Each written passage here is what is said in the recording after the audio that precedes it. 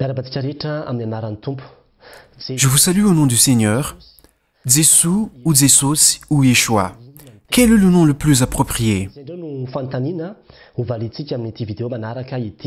On va répondre à cette question dans cette vidéo. Vous étiez nombreux à poser cette question dans la page Marc 16-15.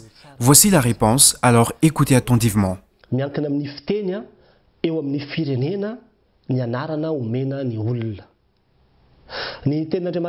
Premièrement, les noms et prénoms attribués à une personne dépendent du pays.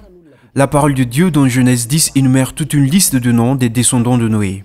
C'est une généalogie. Dans le verset 20, c'est indiqué que ce sont là les fils de Cham, selon leur famille, selon leur langue, selon leur pays, selon leur nation.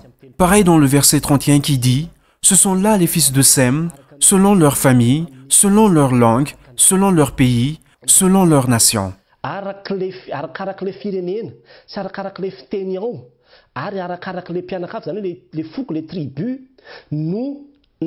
Ce qui veut dire que les noms dépendent du pays, de la langue, de la famille ou encore de l'ethnie.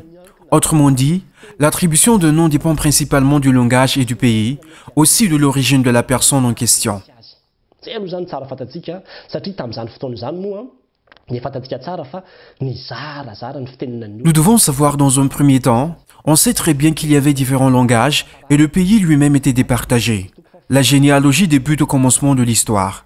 Dans Genèse chapitre 10, même si la tour de Babel n'est pas encore mentionnée, on parle déjà de généalogie avant le récit de l'histoire.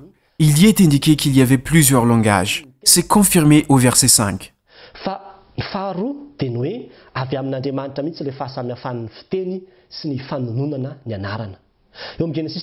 Deuxièmement, la diversité de langage et de prononciation provient de Dieu.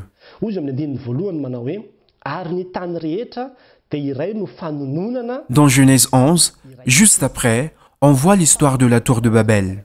Le premier verset dit « Toute la terre avait une seule langue et les mêmes mots. Tout avait la même prononciation. Si c'est un poisson, tout le monde l'appelait ainsi mais pas avec d'autres noms. C'est pareil dans tous les pays. »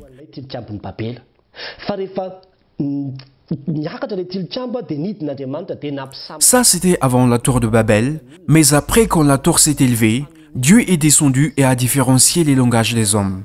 La prononciation et le langage n'étaient plus uniques, selon ce qui est dit dans Genèse 10. La façon de prononcer les noms dépend du pays et de la nation.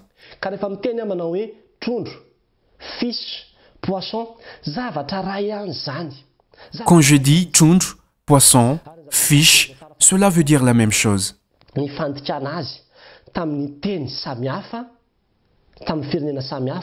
Le troisième point que vous devez savoir aussi, mes chers bien-aimés, c'est le fait de l'avoir traduit en d'autres langues qui a fait que le nom ait changé.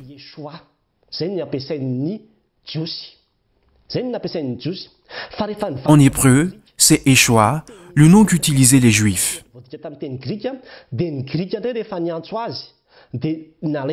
Puis traduit en grec, Yeshua est devenu Jésus, car le Nouveau Testament a été traduit en grec. C'est Jésus en grec.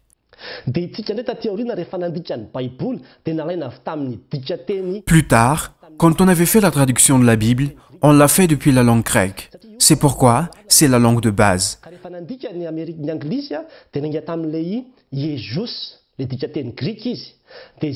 Quand les Anglais ont fait la traduction, ils se sont basés sur la langue grecque. En français aussi, on a traduit Jésus en Jésus.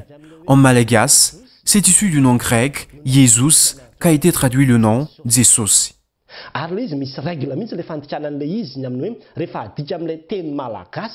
Il existe des règles en matière de traduction. Par exemple, le J change en ceci, le A change en cela. Il y a certains changements, même au niveau de l'intonation. Ce sont des choses qu'on apprend et qu'on n'invente pas. Par exemple, on ne va pas traduire Jésus par Jean Chrysostome parce que ça sonne pareil. C'est plutôt comme si on prenait une prononciation malagasy équivalente, donc c'est selon le pays et la nation.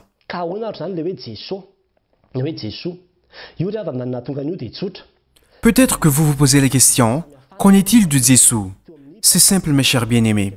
Il y avait une divergence de prononciation entre les protestants et les catholiques. Les protestants ont utilisé Jésus, issu du mot grec Jésus. Les catholiques ont utilisé Jésus, tiré de la version latine de la Bible Vulgate.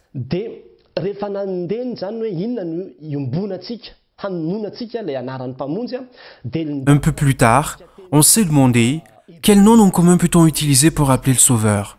Ils ont pris ensemble la version en hébreu qui est Yeshua et en malagasy Jésus.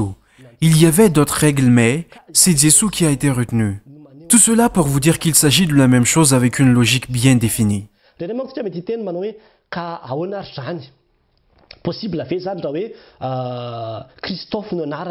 Peut-être que vous vous dites, par exemple qu'en France, une personne qui s'appelle Christophe change de nom s'il est à Madagascar. Si on va le traduire en malagasy, le nom Christophe va changer en Kirisitofi. Le nom change ainsi une fois traduit.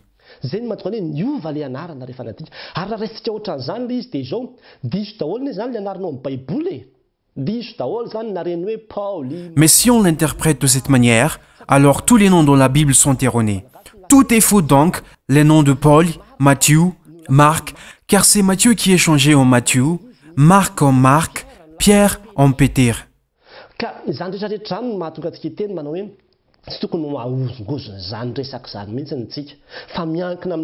C'est pourquoi nous ne devrions pas nous laisser déstabiliser avec ce genre de choses, car cela dépend du pays. Les noms changent à cause des langues utilisées dans chaque pays.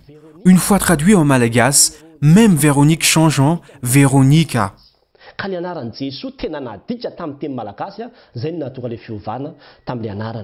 Le nom de Jésus a été traduit en malagasy, d'où le changement. Si on se demande si les gens qui disent Yeshua ont tort, car c'est très fameux de nos jours, certains disent Yeshua ou Elohim pour désigner Dieu. Cela semble bizarre. Pour moi personnellement, cela me semble bizarre en étant malagasy d'utiliser la prononciation en hébreu. C'est comme si on va dire un déikik poisson pour dire préparer du poisson. On va simplement utiliser le terme tchunch au lieu de poisson.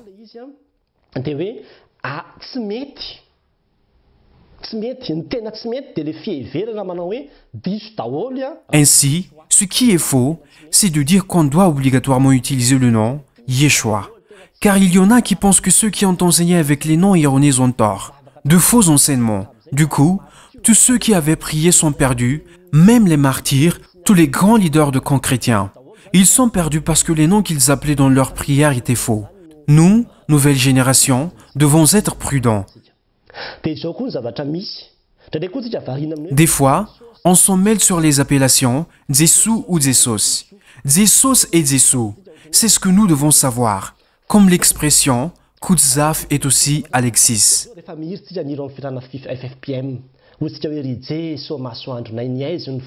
Un autre exemple, quand on chante la chanson dans FFPM, Ridze so maswandjunai niezin fulasatku, on ne s'est jamais posé la question d'où vient le Jésus, car ce n'est ni Jésus ni Jésus, mais c'est le même. Si vous vous dites non, c'est autre chose, je dis que vous avez un problème mental, réfléchissez bien, ne vous laissez pas vous déstabiliser. Ce sont des sottises, car c'est la traduction qui fait la différence. Le mot Jésus vient de l'hébreu Yeshua, et Jésus vient du grec Jésus, et Jésus vient du latin Jésus. C'est pourquoi il ne faut pas s'en faire pour cela, car c'est la même chose. Mon message pour vous, c'est de bien choisir les enseignements que vous écoutez, car si votre foi n'est pas assez solide alors que vous écoutez différents types d'enseignements, cela peut vous déstabiliser. C'est la raison pour laquelle il y a des doutes qui s'installent. Le doute est une arme utilisée par Satan pour que vous hésitiez à appeler le Sauveur.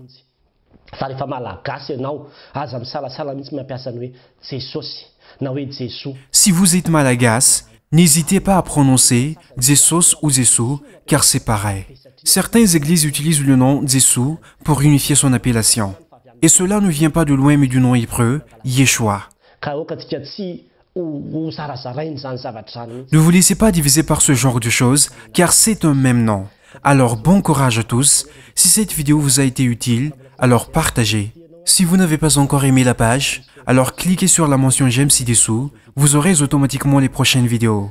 Soyez tous bénis par Dieu.